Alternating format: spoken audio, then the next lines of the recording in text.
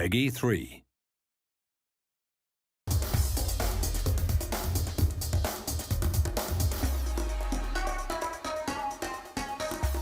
think there was a lot of limitations in our old collision system. It was very good, but it didn't allow us to do some things that were quite difficult. So a lot of times in FIFA 11, you'd get a situation where maybe two players are running into one another, and because there's a lot of contacts between those two players, with the old system we had to pick one contact, which meant that we'd get a collision animation that did a great job of showing you that there was a collision, something happened, but maybe didn't take into account every little detail.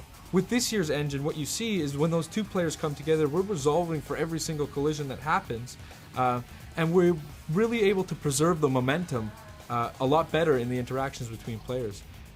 This looks fantastic when you get into the replay camera and you see all of the limbs and the parts bending and contorting as you would expect them to, like you would see on real-world TV. But it also translates into the telecam, where you really feel the difference of the game and you really feel that preservation of momentum.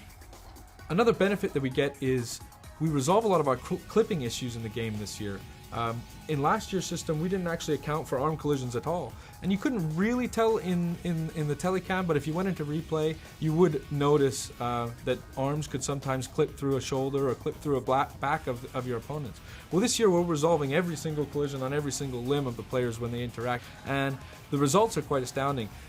One, you don't actually get the level of clipping that you got in last year's game, but two, you get tons of variety. You don't get these robotic animations in jostling and shielding. You get more of a tussle between the players and a fight for possession that feels more realistic, feels like things that you might see on TV. To illustrate the point about the variety we get, I want to talk about contextual dribble turns. And what this is using the left stick, you could beat a player last year by maybe taking just a 45-degree dribble turn. But sometimes when you would do that, maybe you'd knock the ball by him and that player would stick out a leg trying to tackle you or really be in the way of where you're trying to go after the ball has passed him.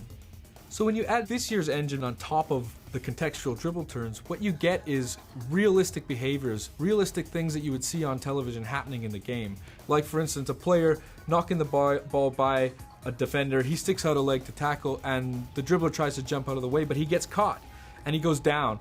But the way he's trying to jump out of the tackle and the way that his legs bend because he's been caught, it creates another level of variety that we just wouldn't have had in the game last year. Further to that, what you can see now is sometimes a dribbler will knock the ball by a defender using one of these dribble turns, jump out of the way and gets caught, but just slightly, so he takes a small knock. And what you get is a little bit more of resilience from the player to take those small knocks and able to continue on and go after the ball. Now players like Messi can skip through those challenges, take a knock, bounce off of a tackle, and still continue on to really pursue the ball and continue the flow of the game. And it makes for a much more exciting experience, especially when you're on the ball with those good dribblers.